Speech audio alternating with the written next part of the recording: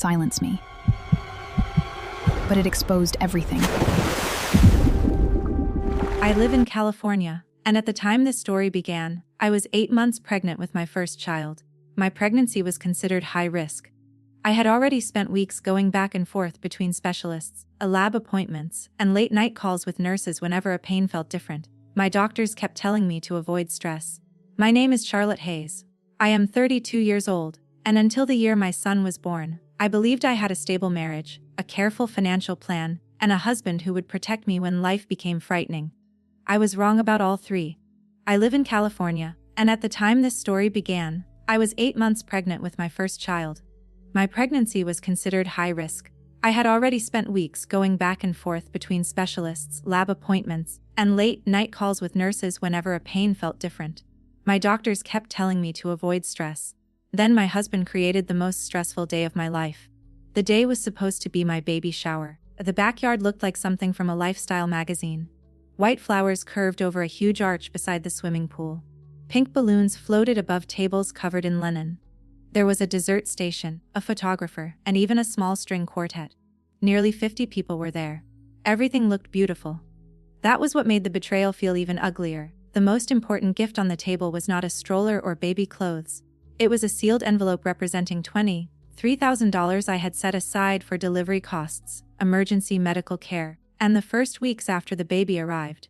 The money came from an inheritance my father had left me. It was separate property, carefully protected, and I had been very clear that nobody was supposed to move it without my permission. I watched my husband, Liam, pick up that envelope. At first, I thought he was going to hand it to me. Instead, he walked across the patio and placed it into his mother Valerie's hands.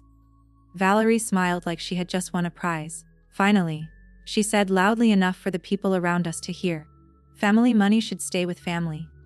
For a second, I honestly thought I had misunderstood. I stared at Liam. "What are you doing?" He did not look embarrassed. He did not look confused. He put one arm around his mother's shoulders as if he had just done something generous. I asked for the envelope back. Valerie hugged it against her chest. Then she told me her mortgage was 3 months behind. That was her emergency. My delivery fund, according to her, could save her luxury condo. I looked at my husband and waited for him to laugh and say this was some awful joke. He did not. He told me I was overreacting. His sister Brittany stood by the bar with a mimosa and said I did not need that much money just to have a baby. She said women gave birth every day and that I acted as if I deserved some kind of celebrity hospital experience. A few people laughed. That sound hurt more than I expected. I had spent months frightened that something could go wrong during delivery. Liam knew that. He had sat beside me during appointments. He had squeezed my hand when a doctor explained possible complications. He had promised me we would be prepared for anything. Now he stood next to his mother while she treated my medical safety net like a family donation.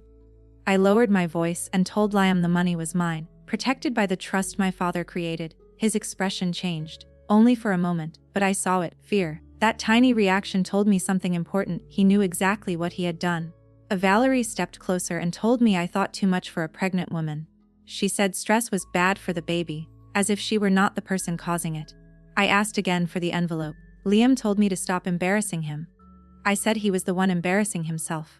That was when his temper broke. He accused me of hoarding money. He said marriage meant everything belonged to both of us. I reminded him that the inheritance had never been transferred into a joint account. Brittany laughed and told Liam I never stopped talking. I reached for the envelope. Valerie pulled back. Liam grabbed my upper arm. His fingers closed hard enough to hurt. Instinct took over. I twisted away from him. My heel hit water on the stone beside the pool. Everything happened at once. The sky tilted. Someone screamed. My back dropped toward the water. Then the cold hit me so hard I could not breathe. My dress filled with water and dragged at my legs. I kicked, but my body felt heavy. My stomach tightened with a sudden, sharp pain. My first thought was not about myself. It was about my baby. I forced my head above the surface and dragged in one breath. People were shouting. Chairs scraped across the patio. Someone finally jumped toward the pool. And through all that panic, I saw Valerie. She was not reaching for me. She was standing several feet away, still holding the envelope, still protecting the money. Then I heard her shout something I would never forget. "Keep the envelope dry." Not, "Help Charlotte." Not, "Call an ambulance." The envelope. That was what mattered to her. As I fought to keep my face above the water, the fear inside me changed. Part of me was terrified. another part became calm. Because I realized they had just made their scheme public. They had given me witnesses. They had given me video. And if my baby and I survived that afternoon, I knew I was never going back to the life I had before. I woke up to the sound of a fetal heart monitor. For several seconds, I did not remember where I was. I saw a white ceiling, a curtain, a machine beside the bed. Then my body reminded me. My arm hurt, my back hurt, my abdomen felt tight, and my baby shower came rushing back all at once. I moved one hand to my stomach. A nurse noticed and immediately came closer. She told me my son was alive. His heart rate had dropped after the fall, and the doctors were watching him closely, but he was stable. I cried so quietly I barely made a sound. Relief can be painful when it arrives after terror. The nurse told me to rest and left the room, and that was when I heard Valerie's voice outside the half-open door. She was whispering, but not softly enough. If she loses the baby, she'll be too broken to fight us about the accounts. I froze, she continued. She told Liam he needed to get me to sign paperwork while I was emotional. I closed my eyes and stayed perfectly still. That sentence changed everything. Until then, I had still been trying to decide whether Liam had made one terrible financial choice or whether something darker had been happening around me for weeks. Now I knew. This was organized. This was deliberate. And they were already thinking about how to use a tragedy against me. Then another woman spoke from the hallway. Her voice was calm. That is an interesting thing to say outside your daughter-in-law's hospital room. And Valerie snapped, "Who are you?" The woman answered, "Sarah Kim, Charlotte's attorney." I opened my eyes. Sarah walked into the room wearing a charcoal suit and carrying a tablet. She had the same expression she always had when she knew more than the person standing across from her. Liam followed her in. He looked exhausted, but I did not feel sorry for him. Valerie stood behind him with her arms folded. A doctor arrived before anyone could speak. He explained that my baby had experienced distress after the fall, and that I would need strict monitoring, limited movement, and as little stress as possible. As little stress as possible. I almost laughed. When the doctor left, Liam rushed to the side of my bed and grabbed my hand. He said he had been terrified. He said he thought he had lost both of us. I pulled my hand away. "Were you scared before or after you tried to take my money?" His face changed. He told me I had slipped. He said the family argument had become emotional. He called it a misunderstanding. Sarah placed her tablet on the tray in front of me. The screen showed banking activity from the previous 24 hours. There it was. A transfer request connected to my private account. A failed electronic signature. An access attempt that should never have happened. And a fraud warning. The bank had frozen the transfer because my security settings required direct confirmation from me. The $23,000 had never left. I looked at Sarah. She nodded. Then she explained something that almost made me smile. The envelope Valerie had been carrying around at the party contained nothing valuable. It was a fake confirmation packet. Liam apparently believed the transfer had completed, but the bank had stopped it before the funds moved. Liam stared at me. "You knew." I told him the truth. I had suspected something. Not everything, but enough. For nearly 2 months, Liam had been asking strange questions about my inheritance. He wanted to know which bank handled it. He asked whether my father's trust could be changed after marriage. He once asked me what would happen if I became unable to manage my own finances. Valerie kept pushing me to combine accounts before the baby came. The Brittany once joked that I was more valuable pregnant than divorced. They thought those comments disappeared into the air. They did not. My father had worked in financial compliance. When I was a teenager, he used to tell me that people who plan to steal often reveal themselves before they touch the money.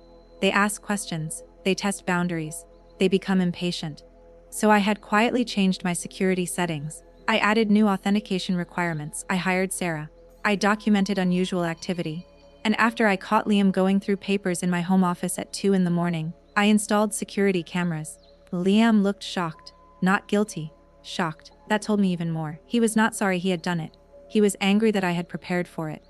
He stood and accused me of trapping him. I told him I had not trapped anyone. I had simply recorded what he chose to do. Then Sarah opened another file. It contained footage from my office camera. Liam was visible at my desk, photographing documents with his phone. Another clip showed him trying passwords on my laptop. Another showed Valerie beside him. My husband went pale. But I was not finished. 3 nights before the shower, I had heard voices in the kitchen after I went to bed. I had started an audio recording from the upstairs hallway. I pressed play. Valerie's voice filled the hospital room. She told Liam that if I refused to sign the transfer, he should embarrass me in front of my friends until I gave in. Then Brittany asked what would happen if I cried. Liam answered that everyone would see how unstable I was. He said he could use that to argue that I was not capable of managing the money. The room became completely silent. I watched him hear his own plan played back to him. That was the first time he truly understood the situation. He thought I was a frightened pregnant woman surrounded by his family. What he had actually been living with was a woman quietly collecting evidence. Sarah told him to leave. He refused at first. Then a hospital security officer appeared at the door. Liam looked at me one last time and said, "You're really going to do this?" I placed my hand over my baby and answered, "You already did." After he left, I asked Sarah what came next. She said, "Everything." And for the first time since I hit the water, I felt safe enough to breathe. I spent the next several days in the hospital learning how quickly a marriage can turn into a case file. That sounds cold, but the truth was colder. Every memory I had of Liam now had to be examined from a different angle. Had he asked about my father's trust because he cared about our future, or because he was studying it? Had he encouraged me to rest while he handled paperwork because he loved me, or because he wanted access? Had Valerie's constant comments about family unity really been about closeness? Or had they always meant control? The worst part of betrayal is not the moment you discover it.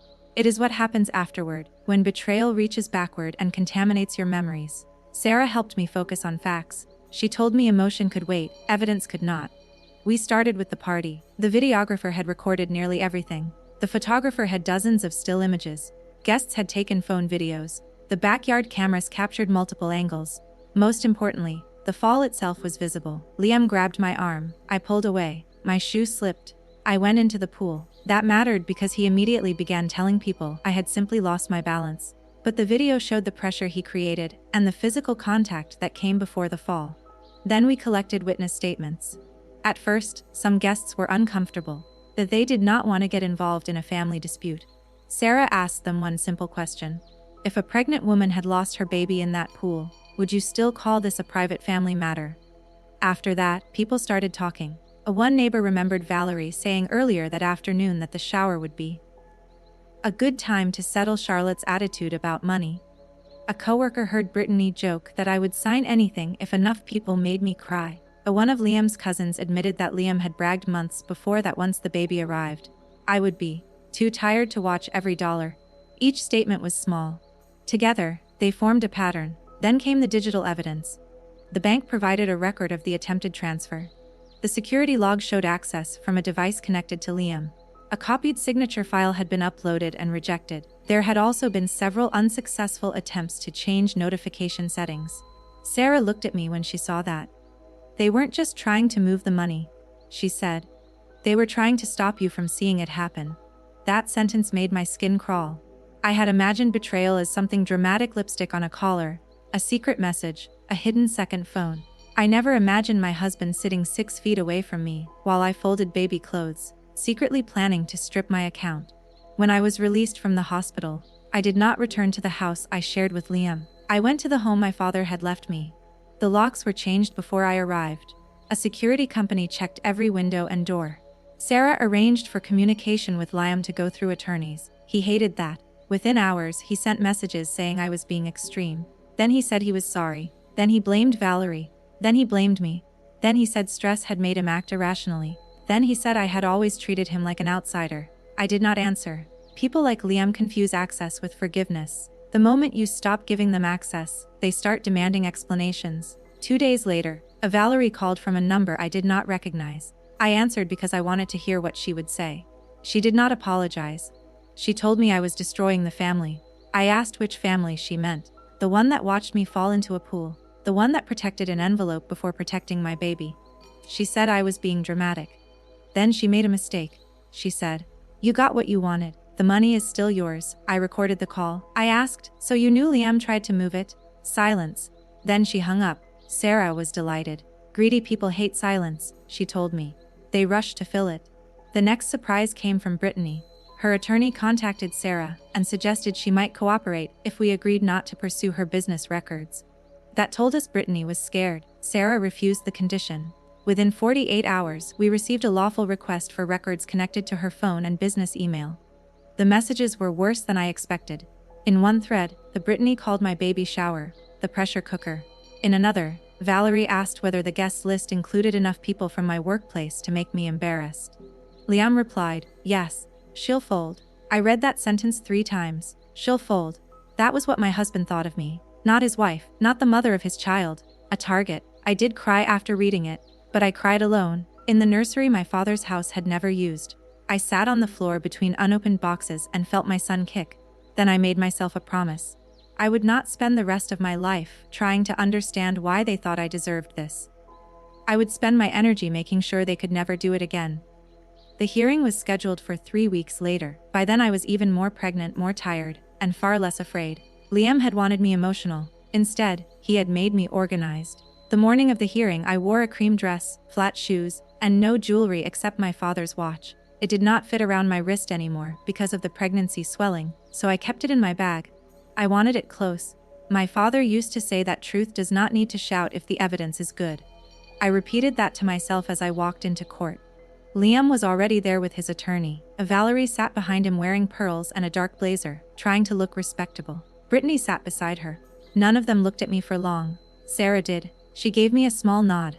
Then the hearing began. The first evidence was financial. The attempted transfer, the unauthorized access, the failed signature, the efforts to alter notifications. Liam's attorney tried to frame it as confusion between married people with shared expenses. Sarah calmly reminded the court that the account was separate property and that Liam had no authorization to access it. Then she showed the security footage from my office. There was Liam at 2 in the morning. There was his phone above my documents. There was his hand opening folders. There was Valerie beside him on another night. The room changed. You can feel the exact moment when an excuse stopped sounding possible. Next came the messages. The pressure cooker. The plan to embarrass me. The idea of using my pregnancy and emotions against me. The judge read several messages without expression. That was more frightening than anger. Then came the audio from the kitchen. My husband's own voice described a plan to make me appear unstable. I did not look at him while it played. I watched the judge. She looked at him. His attorney asked for a short break. The judge said no. Then Sarah introduced the baby shower video. I had watched it once with her before court. I did not want to watch it again, but I did. On the screen, I saw a version of my life that no longer existed. The flowers. The balloons, my smiling friends. My hand resting on my stomach. Then Liam picked up the envelope. Valerie smiled. I asked for it back. The argument grew. Brittany laughed. Liam grabbed me. I twisted. My heel slid, and my body fell into the pool. Hearing the splash from outside my own body was different. In my memory, the fall had been mostly silence and cold. On video, it was loud. People screamed, glass broke.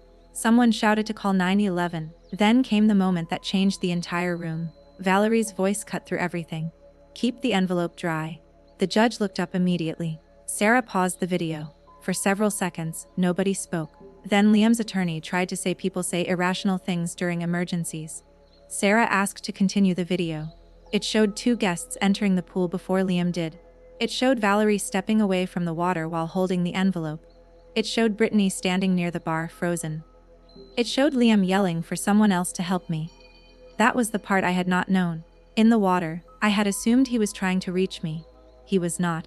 A neighbor and one of my coworkers were the first people who pulled me toward the steps. Liam did not touch the water until I was already halfway out. I stared at the screen. Something inside me finally broke free, not anger. Hope. Because I understood that I was done wondering whether he loved me somewhere underneath all of this. Love does not stand on dry ground while someone else saves your pregnant wife. The judge asked Liam directly whether he had accessed my private financial records. His attorney told him not to answer beyond counsel. The judge asked whether he had grabbed my arm. Again, his attorney intervened. Then the judge asked whether he disputed the authenticity of the video. He could not. The court granted emergency protections and gave me exclusive control over my separate funds while additional financial review continued. The judge also ordered no direct contact except through approved legal channels. The financial evidence was referred for further investigation. I did not cheer. Real justice rarely arrives as one dramatic sentence. It arrives as paperwork, restrictions, findings, referrals, and consequences that keep moving after everyone leaves the room. For Liam, those consequences started immediately. His employer worked in wealth management. Once records connected to his financial conduct became part of the case, the company suspended him pending review. He called it unfair. I called it predictable. Valerie's mortgage problem became worse because she had built her plan around money that never arrived. Her lender was no longer interested in hearing another story about why payments were late. The Britney's business also began losing clients after people learned there was court evidence showing her involvement in the plan and her behavior at the shower. Nobody needed me to post anything online. I did not organize a public campaign. I did not need to. They had created their own evidence. They had invited the witnesses. They had hired the videographer. They had chosen the stage. All I did was stop protecting them from the consequences. When the hearing ended, I walked outside into light rain. Liam followed. For the first time since our marriage began, he looked small. Not physically, morally. He said I had ruined his life. I asked him one question. Did I make you take my money? He said nothing. Did I make you photograph my account information? Nothing. Did I make you grab me? Still nothing. Then I said, I didn't ruin your life, Liam. I stopped hiding what you were doing. He told me we could have handled everything privately. I almost laughed. You tried to humiliate me in front of 50 people, I said. You wanted an audience. You just didn't expect the audience to become witnesses. Then I walked away. I thought that would be the ending. It was not. 2 weeks after the hearing, Sarah called me early in the morning. There had been a new development. A forensic review of Liam's devices had uncovered communications we had never seen. The baby shower was not the beginning of the plan. It was the final stage. Months earlier, Liam had been under serious financial pressure. He had made private investments without telling me. Some had failed. He had borrowed money. He had hidden credit card balances. Valerie knew. Instead of telling me the truth, they started looking at my inheritance. They convinced themselves it was the easiest solution. One message from Liam to Valerie said, once the baby comes, she'll never leave. Another said, if we get the money moved first, she won't have the energy to fight. I had to stop reading. My hands were shaking. The betrayal was worse than stealing. He had treated my pregnancy as a weakness. He believed my son would trap me. That made the next decision easy. I told Sarah to pursue everything available to us. No private settlement designed to protect his reputation. No agreement requiring silence from me. No financial shortcut in exchange for dropping claims. If the legal process found wrongdoing, I wanted the process to continue. Liam's attorney sent a settlement proposal anyway. It offered an apology, a financial repayment arrangement, and a quick divorce if I agreed not to share certain evidence beyond what was legally required. I rejected it. Not because I wanted revenge for entertainment. Because secrecy was the tool they had been counting on. They believed I would protect the family image. They believed pregnancy would make me quiet. They believed embarrassment would control me. I was finished doing favors for people who had built a plan around my silence. A few days later, Valerie came to the gate of my father's house. The security camera alerted me. She stood outside in the afternoon heat, looking less polished than usual. I spoke through the intercom. She asked to see me.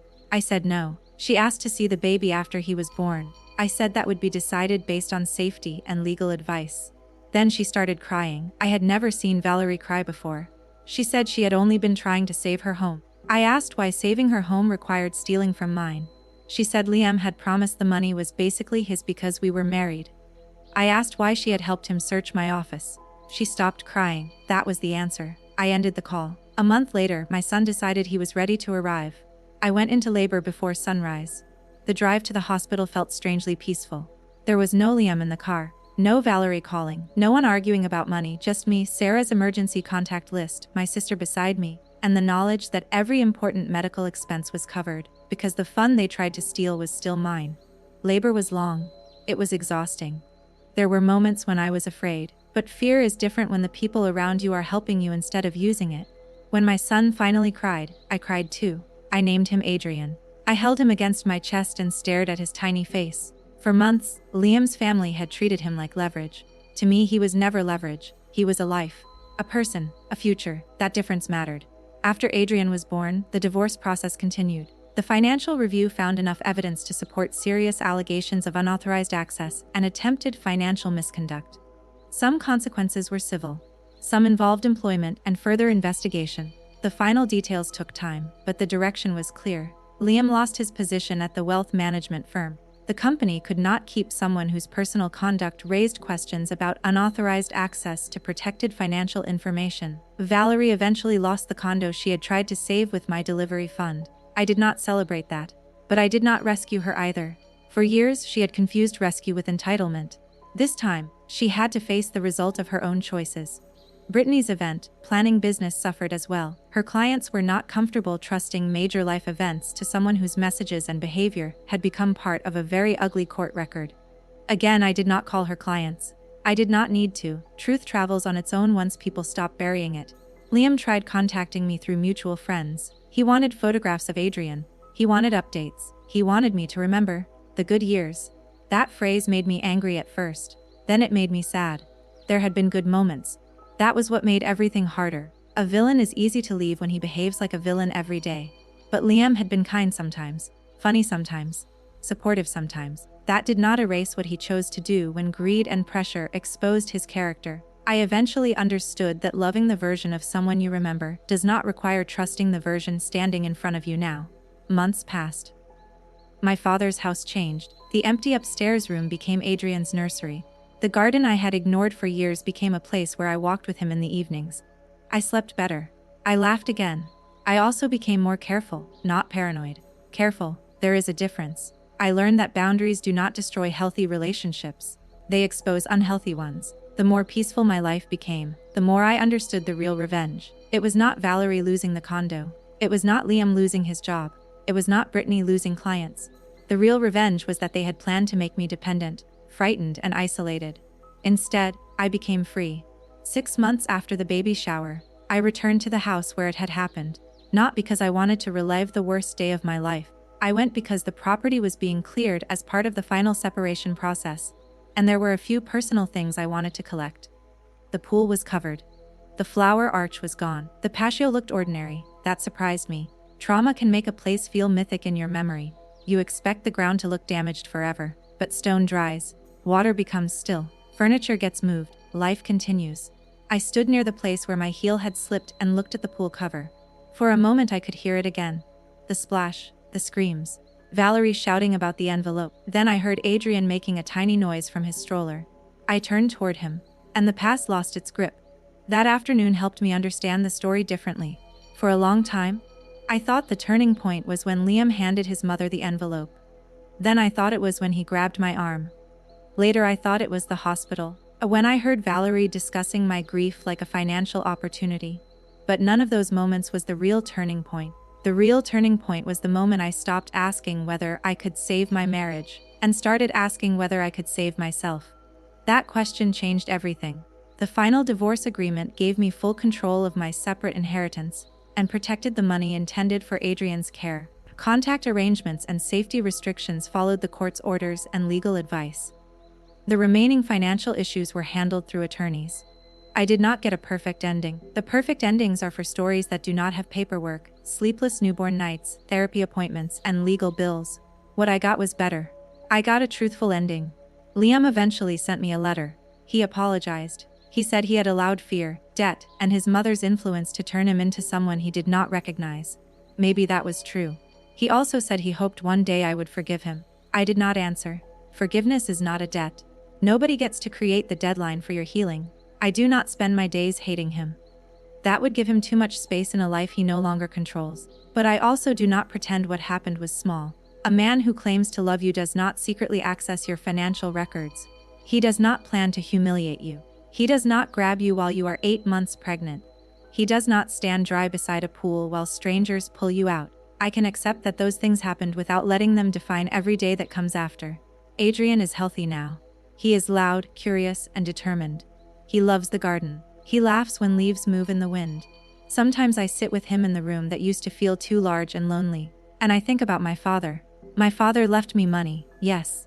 But the more valuable inheritance was the way he taught me to think. Do not panic before you have facts. Do not ignore patterns. Do not give someone unlimited trust simply because they demand it. And never confuse keeping the peace with being safe. That lesson saved me. So, if I had to summarize what happened, I would say this. I was 8 months pregnant when my husband tried to take $23,000 I had set aside for my delivery and give it to his mother. When I protested, the argument became physical. I fell into a swimming pool, and my unborn son went into distress. In the hospital, I discovered that the attempted transfer had been stopped by security measures I had already put in place. I also learned that Liam, Valerie, and Brittany had been planning to pressure me for weeks. Recordings, messages, bank logs, witness statements, and video from the baby shower turned their private scheme into evidence. I chose not to hide what happened. The legal process protected my funds, ended my marriage, and brought consequences to the people who had tried to use my pregnancy against me. Months later, I gave birth to a healthy son and rebuilt my life without them controlling it. And here is what I learned. First, love without respect is not safety. A person can say, "I love you," every day and still believe they are entitled to your money, your privacy, or your obedience. Watch what people do when you say no. Second, financial boundaries matter. Marriage is not permission to secretly enter accounts, copy passwords, or move protected funds. Trust should make honesty easier, not make privacy illegal. Third, patterns matter more than excuses. One strange question can be harmless. 10 strange questions, secret access attempts, pressure from relatives, and repeated jokes about your money are a pattern. Fourth, evidence gives you options. I did not collect records because I dreamed about revenge. I did it because I needed clarity. When the crisis came, facts protected me from being rewritten as the unstable one. Fifth, justice is not always dramatic. Sometimes justice is a protective order. Sometimes it is a frozen transfer. Sometimes it is an employer reviewing conduct. Sometimes it is simply refusing to rescue people from consequences they created themselves. And finally, the best revenge is not becoming cruel. The best revenge is becoming unreachable by the control that once frightened you. Liam and his family thought they were pushing me underwater. They thought pregnancy made me weak. They thought humiliation would make me surrender. They thought my silence was guaranteed. They were wrong. I did not need to burn their lives down. I only stopped standing between them and the fire they had started themselves. Today, when I hold Adrian and think back to that pool, I no longer remember myself as the woman who fell. I remember the woman who came back up. Thank you so much for watching and staying with me through this story. If this story made you think about trust, family, money, or the warning signs we sometimes ignore, please leave your thoughts in the comments. And if you enjoy emotional stories about betrayal, survival, justice, and starting over, please like this video and subscribe to the channel, because sometimes the moment people think you are drowning is the exact moment you learn how strong you are. They thought I was going under. I was only learning how to surface.